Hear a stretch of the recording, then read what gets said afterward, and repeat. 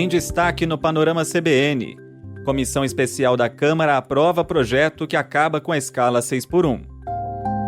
Policiais encontram quase R$300 mil em dinheiro vivo em operação contra escândalo do INSS. Donald Trump fez elogio a Lula no encontro com Flávio Bolsonaro. Romeu Zema e Ronaldo Caiado consideram candidatura única à presidência. João Fonseca consegue virada histórica em Roland Garros. Eu sou Leandro Gouveia e essa é a segunda edição do podcast Panorama CBN de quarta-feira, 27 de maio de 2026. Em menos de meia hora eu te conto as principais notícias do dia.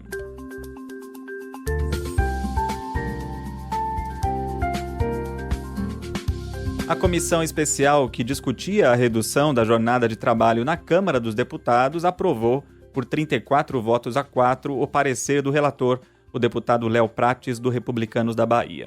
Os que votaram contra são 3 deputados do PL e 1 do Novo. O texto reduz a jornada máxima de 44 para 40 horas semanais e acaba com a chamada escala 6x1, garantindo pelo menos 2 folgas por semana, preferencialmente aos domingos. No momento em que eu gravo o podcast, a proposta é discutida no plenário da Câmara. Então você vai ter atualizações em cbn.globo.com e na próxima edição do Panorama. O deputado Maurício Marcon, do PL do Rio Grande do Sul, tinha pedido vista, o que adiou a votação na última segunda-feira. Mas para acelerar a votação, o presidente da Câmara, Hugo Mota, convocou uma sessão extra na manhã dessa quarta, que durou só 8 minutos, e aí não votou nenhum projeto, só para liberar a pauta. Aliás, ele pautou o projeto no plenário antes mesmo da aprovação na comissão. O texto aprovado é um meio termo de 2 propostas, uma do deputado Reginaldo Lopes, do PT de Minas Gerais, e outra da deputada Érica Hilton, do PSOL de São Paulo. As duas previam uma jornada menor, de 36 horas, mas aí o acordo fechou em 40 horas para acalmar o setor empresarial, que mesmo assim está insatisfeito. A transição vai funcionar em 2 etapas. A jornada cai 2 horas em até 2 meses depois da promulgação da lei, e as outras 2 horas caem em até 12 meses depois disso. Já o fim da escala 6x1 começa a valer 60 dias depois da promulgação. Ficou definido que depois desses 60 dias, todos os acordos coletivos antigos perdem a validade, o que vai obrigar empresas e sindicatos a negociar. Uma última regra importante: ficam de fora do controle de ponto e da nova jornada os trabalhadores com diploma de ensino superior que ganham acima de 2,5 vezes o teto do INSS. Isso dá cerca de R$ 21.100 hoje. A justificativa do relator é dar liberdade para profissionais de alta renda e evitar a pejotização. A comentarista de política da CBN, Maria Cristina Fernandes, apontou para o nó que o projeto causou na bancada bolsonarista. Nicolas Ferreira, do PL, está contra o projeto, deputado com muita presença nas redes sociais. A Júlia Zanata também, porque vem de um estado de Santa Catarina que é de pequenos produtores, que dizem que o custo vai aumentar muito, o desemprego lá é praticamente zero, é 2%, e eles não vão ter a quem contratar mais. A coisa está tão em parafuso que o Sóstenes Cavalcante, deputado importante do PL do Rio de Janeiro, apresentou a proposta de uma jornada de 4x3. Por que isso? Para não ficar contra, não ficar mal com o eleitor e dizer que o PT votou contra. O coordenador da campanha do senador Flávio Bolsonaro, à presidência, o senador Rogério Marinho, ele foi o relator da reforma trabalhista, lá em 2017. E esse projeto, que acaba com a jornada 6x1, vai no sentido inverso do que apontava aquela reforma. Vai ser interessante saber como isso será empacotado na campanha do Flávio Bolsonaro à presidência. Há, de fato, uma parte da base deles, que é o pequeno comércio, o dono de farmácia, o dono de padaria, que será afetado, mas a base de trabalhadores será beneficiada. E nessa quarta-feira, a Polícia Federal e a Controladoria Geral da União deflagraram mais uma fase da Operação Sem Desconto, que mira o esquema de descontos indevidos no pagamento de aposentadorias e pensões do INSS. O alvo dessa vez são pessoas ligadas à administração das entidades que faziam esses descontos. Os agentes saíram às ruas para cumprir 31 mandados de busca e apreensão e 8 medidas cautelares de monitoramento eletrônico em Pernambuco, São Paulo, Paraíba e no Distrito Federal. As ordens partiram do ministro André Mendonça, do STF, que é o relator. Durante as buscas, os policiais encontraram R$287 mil em dinheiro vivo que estavam em sacos de lixo na casa de um servidor do INSS em Pernambuco. As sacolas estavam dentro de uma mala. Os investigadores descobriram indícios de que os suspeitos tentavam se desfazer do patrimônio para fugir da justiça. O objetivo dos mandados é congelar esses bens para garantir a reparação das vítimas. O presidente da Amar Brasil Clube de Benefícios, que é uma dessas entidades, recebeu auxílio emergencial durante a pandemia da Covid-19 e, em dezembro agora, ele e o ex-presidente da instituição, Felipe Macedo Gomes, compareceram à CPI do INSS no Senado, mas ficaram em silêncio graças a um habeas corpus. A Amar Brasil arrecadou mais de R$324 milhões em descontos até o fim do ano passado, e o impressionante é que 99,3% desses descontos foram marcados como não reconhecidos pelos aposentados no aplicativo Meu INSS. A investigação começou em abril do ano passado, quando a PF e a CGU revelaram que sindicatos e associações usavam acordos de cooperação técnica com o INSS para aplicar os golpes. Essas entidades prometiam serviços, como planos de saúde e assistência jurídica, mas não tinham estrutura real para isso. O desvio total estimado é de cerca de R$6,3 bilhões. Na época, a cúpula do INSS até acabou afastada por suspeita de envolvimento no esquema. Agora falar do encontro entre o senador Flávio Bolsonaro, do PL, com o presidente Donald Trump na Casa Branca. Logo depois que eu gravei o último episódio do Panorama, Flávio Bolsonaro deu uma entrevista e disse que defendeu a classificação pelos Estados Unidos do PCC e do Comando Vermelho como organizações terroristas. O governo brasileiro é contra, por entender que isso coloca em risco a soberania nacional, tendo em vista as operações dos Estados Unidos em outros países da América Latina. No ano passado, o próprio Flávio Bolsonaro indicou que defende que os Estados Unidos ataquem navios possivelmente carregados com drogas no Rio de Janeiro. Segundo a colunista Bela Megali, do jornal O Globo, Trump citou o encontro que teve com o presidente Lula há poucas semanas e voltou a chamar Lula de dinâmico. O presidente americano fez o mesmo elogio no dia 7 de maio, numa rede social, depois da reunião oficial que teve com Lula para discutir comércio e tarifas. Nessa quarta-feira, Flávio minimizou o fato de Lula ter sido citado por Trump. Não, eu que na verdade quis separar quem é Flávio de quem é Lula, só isso, esse nesse contexto. Ele elogiou? Mostrando que eu sou completamente diferente dele, só isso. Vamos falar depois. Mas houve um elogio, senador? Não. Diferente do que diz Flávio, Paulo Figueiredo, que esteve na Casa Branca, é aliado dos Bolsonaro, confirmou que Trump elogiou o dinamismo do presidente Lula. De acordo com informações da repórter Luísa Marzullo, do jornal O Globo, um imprevisto marcou os bastidores desse encontro. A camisa da seleção brasileira que Flávio levou para presentear Trump acabou retida pela segurança da Casa Branca para inspeção e seria entregue depois. E aí, ao final da agenda, Trump entregou a Flávio uma Challenge Coin, que é uma moeda simbólica distribuída pelo presidente para aliados e convidados próximos. O estrategista republicano Jason Miller também apareceu rapidamente para cumprimentar o senador. Esse gesto todo é visto pelos aliados do PL como um trunfo político importante, porque Flávio tenta se fortalecer depois de semanas de desgaste provocados pela crise com Daniel Workar e o Banco Master, além de buscar se consolidar diante de outros nomes da direita para a corrida presidencial, como Michele Bolsonaro, Romeu Zema e Ronaldo Caiado. E como é que anda a temperatura eleitoral 2 semanas depois da revelação da relação entre Flávio Bolsonaro e Daniel Workar do Master? O comentarista de política da CBN, Lauro Jardim, apurou que o empresariado até se afastou no primeiro momento, mas tende a demonstrar apoio ao senador do PL. Esse pessoal pareceu que ia recuar nesse apoio. Alguns eventos que ocorreram na semana passada em São Paulo chegaram a ter baixas, gente desmarcando, porque vários empresários e gente do setor financeiro, naquele momento, estavam preferindo manter alguma distância do Flávio Bolsonaro.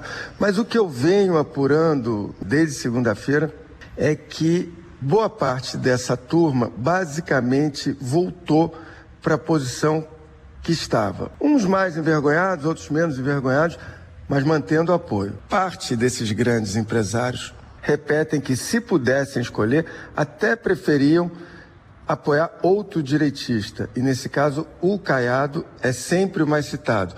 Mas raros são os que acreditam que o Caiado tem a chance real de despontar como alternativa. E diante das intenções de voto para Flávio Bolsonaro nas últimas pesquisas, Ronaldo Caiado, do PSD, e Romeu Zema, do Novo, já começaram a sinalizar publicamente a possibilidade de uma aliança. Em entrevista à Rádio Nova Difusora de São Paulo, nessa quarta, Caiado disse que Zema é uma pessoa aberta e que os dois estão avaliando unir forças. A apresentadora e comentarista de política da CBN, Vera Magalhães, contou que os dois se encontraram para uma conversa na noite de terça-feira sobre a possibilidade de um sair como candidato e o outro como vice. Na configuração atual, do momento, Romeu Zema não abriria a mão de ser a cabeça de chapa e Caiado até aceitaria ser vice. Isso apesar do Caiado ser de um partido maior, né? O PSD é um partido maior que o Novo e também tem mais tempo de TV, etc. E nas pesquisas não há nada que diferencie os dois, que faça Zema ter uma prerrogativa de ser o cabeça de chapa, mas as conversas teriam ido nesse caminho. No noticiário internacional, o preço do petróleo caiu depois que a imprensa do Irã divulgou um suposto rascunho de acordo com os Estados Unidos para encerrar a guerra no Oriente Médio. Essa minuta prevê a liberação do trânsito de navios pelo Estreito de Hormuz dentro de 30 dias e a retirada das forças navais americanas da região. Essa informação foi divulgada pela emissora estatal iraniana IRIB News. E em resposta rápida pelas redes sociais, a Casa Branca desmentiu o documento, disse que a notícia é uma completa invenção da mídia controlada por Teherã. O presidente dos Estados Unidos, Donald Trump, participou de uma reunião de gabinete nessa quarta-feira, voltou a dizer que o Irã quer fechar um acordo, mas declarou que o governo americano continua insatisfeito com os termos atuais. Mais cedo, em entrevista à emissora PBS News, Trump avisou que não vai aliviar as sanções econômicas em troca da entrega de urânio altamente enriquecido. As forças navais da Guarda Revolucionária Islâmica informaram na mídia estatal que 25 navios comerciais cruzaram o Estreito de Hormuz nas últimas 24 horas. O comando militar avisou que a passagem de embarcações de países hostis continua proibida. Também no Irã, a internet foi restabelecida depois de um apagão de 88 dias por ordem do presidente Massoud Pezeshkian. E em outra frente de tensão no Oriente Médio, os confrontos aumentaram entre Israel e o Líbano. O exército israelense publicou um alerta de saída imediata para moradores de vilas no sul do país, indicando novos bombardeios contra posições do grupo Hezbollah. No dia anterior, o Ministério da Saúde do Líbano indicou que 31 pessoas morreram, incluindo 4 menores de idade. Esses ataques travam o avanço diplomático porque o governo iraniano exige a inclusão do Líbano no cessar-fogo definitivo. E no momento em que eu gravo o podcast, o contrato de agosto do barril de petróleo do tipo Brent cai quase 4%, negociado a $93. E foi divulgada nessa quarta-feira a inflação até o dia 15 de maio aqui no Brasil, o IPCA 15, que desacelerou em relação a abril, mas veio acima das expectativas. No acumulado de 12 meses, o índice chegou a 4,64%. O maior impacto veio de alimentação e bebidas, que subiu 1,38%. A comentarista de economia da CBN, Miriam Leitão, apontou que combustíveis caíram por ações do governo, mas que o cenário não é tranquilizador. Etanol teve uma queda de 2,73, óleo diesel 2,04 e gasolina 1,32 de queda. Mas isso é sustentável num momento que o petróleo sobe muito? Não, não é. Então isso está sendo feito para tentar atenuar os efeitos da guerra. Mas a guerra continua, ela ainda não chegou ao final. Quando ela chegar ao final, a gente vai ter pelo menos um horizonte de alívio. Não vai ser imediato, mas tem um horizonte de alívio. Mas nós temos pela frente o El Niño. Estou vendo gente muito preocupada porque ele viria muito forte. E se ele vem muito forte, ele bate em alimentos. Alimentos já está com a produção de alimentos já está com custos maiores. Então não tem um ponto de tranquilização na inflação, não. E aí, com os sinais da inflação, a queda do petróleo e o impasse no Oriente Médio, o principal índice da Bolsa de Valores de São Paulo caiu 0,48% aos 175.744 pontos. O dólar comercial subiu 0,66%, cotado a R$ 5,06, e o euro vale R$ 5,88, com alta de 0,63%.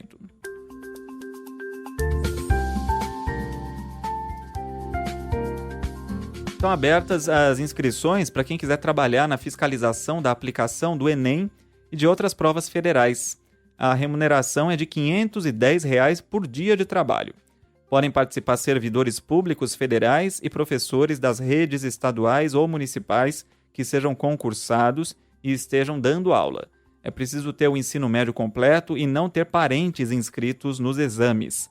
As inscrições vão até o dia 28 de junho e devem ser feitas apenas pelo site certificadores.inep.gov.br.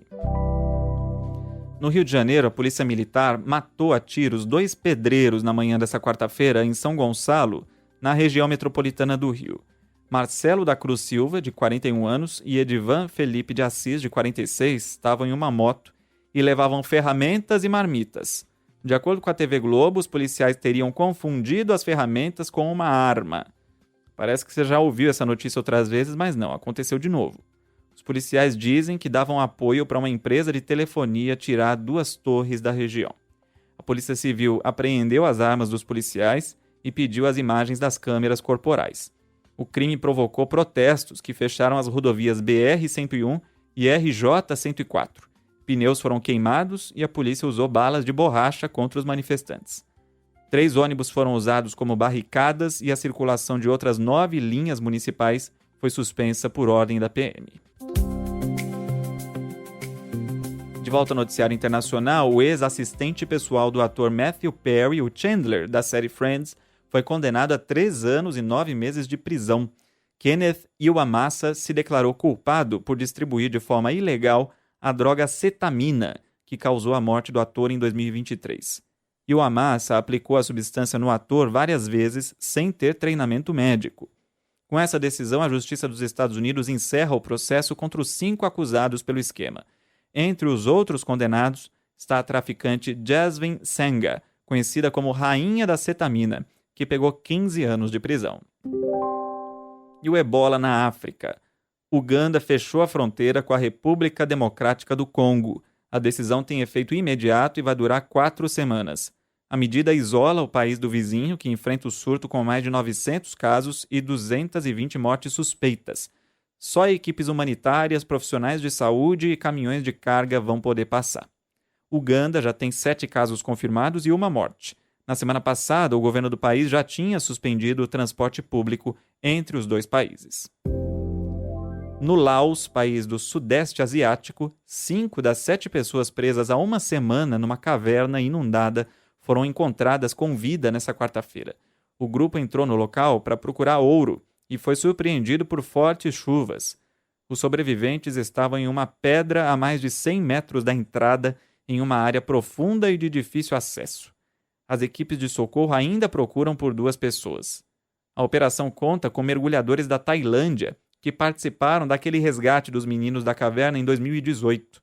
Ainda não há confirmação sobre quando os 5 homens localizados vão conseguir sair da caverna. E a onda de calor na Europa, que está quebrando recordes históricos para o mês de maio em países como França e Reino Unido. O chefe climático da ONU, Simon Stiell, classificou o cenário como um lembrete brutal dos impactos da crise climática e disse que o principal culpado é a queima de carvão, petróleo e gás. A situação também é crítica na Ásia. A plataforma AQI, que monitora a qualidade do ar, registrou que as 45 cidades mais quentes do mundo nessa quarta-feira ficam na Índia, todas com temperaturas acima de 43 graus.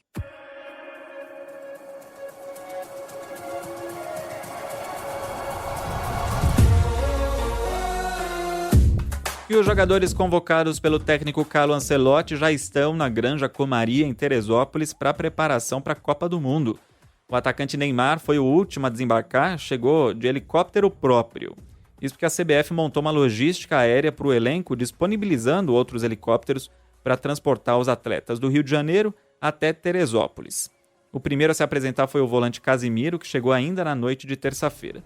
Dos 26 convocados, 23 já estão concentrados.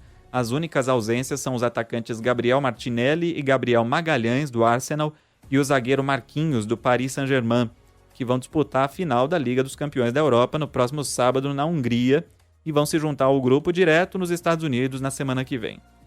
Para ajudar nos treinos dessa semana, 3 jovens de clubes cariocas foram chamados. O goleiro Léo Nanete, do Flamengo, o meia Felipe Souza, do Botafogo, e o zagueiro Bruno Ribeiro, do Vasco. Nanete, inclusive, vai viajar com a delegação para o Mundial. Depois das avaliações físicas e do primeiro treino fechado já nessa quarta-feira, a seleção brasileira vai fazer mais 3 atividades em campo até sábado. Aí no domingo, o Brasil enfrenta o Panamá em um amistoso no Maracanã, às 6h30 da tarde. A estreia na Copa do Mundo vai ser no dia 13 de junho contra o Marrocos. E no tênis, João Fonseca conseguiu uma vitória histórica nessa quarta-feira em Roland Garros, na França. O atual número 30 do mundo derrotou o croata Dino Prismic por 3-2 de virada. Estava perdendo de 2-0. O jogo durou 3 horas e 27 minutos. Com o resultado, João Fonseca avançou para a terceira rodada do torneio e vai enfrentar o sérvio Novak Djokovic, número 4 do ranking e maior vencedor de Grand Slams da história. Djokovic também jogou nessa quarta e eliminou o francês Valentin Royer por 3-1. Ao entrar em quadra, o sérvio bateu um recorde histórico ao completar 120 partidas em Roland Garros, superando o suíço Roger Federer.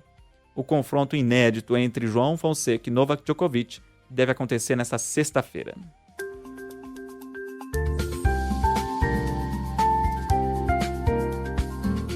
E antes da última notícia, convido você a mandar mensagem para o Panorama.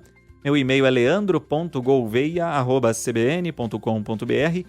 No Instagram é só procurar por Lê Reis Gouveia. Não esquece de escrever seu nome e de onde você está ouvindo. Chegou e-mail, viu? O Estevão Zizi, de Vitória, Espírito Santo, mandou parabéns, que o Panorama CBN continue cada vez melhor. Obrigado, Estevão, pela sua mensagem. Se você acompanha o Panorama e gosta do nosso trabalho, tira 10 segundinhos aí para dar uma avaliação com 5 estrelas aí no seu aplicativo de podcast. Miliana, it's been so long since you texted me. I finally took a break and now I feel like I'm on ecstasy. You said what my work means to me will one day be the death of me. They tried to kill me once, but darling, you just resurrected me. Esse aí é o rapper canadense Drake, que superou uma marca histórica de Michael Jackson. Ele se tornou o artista solo masculino com mais músicas no topo da parada americana. Com essa faixa aí, Janis STFU, do novo álbum Iceman, o cantor atingiu pela 14ª vez o primeiro lugar da Billboard Hot 100. Drake celebrou o feito nas redes sociais com uma imagem de Michael Jackson congelado. O lançamento simultâneo de 3 álbuns no dia 15 de maio também garantiu ao rapper as 3 primeiras posições da lista de discos mais ouvidos nos Estados Unidos. No ranking geral, que inclui grupos, os Beatles seguem na liderança isolada, com 20 canções que chegaram ao topo do ranking.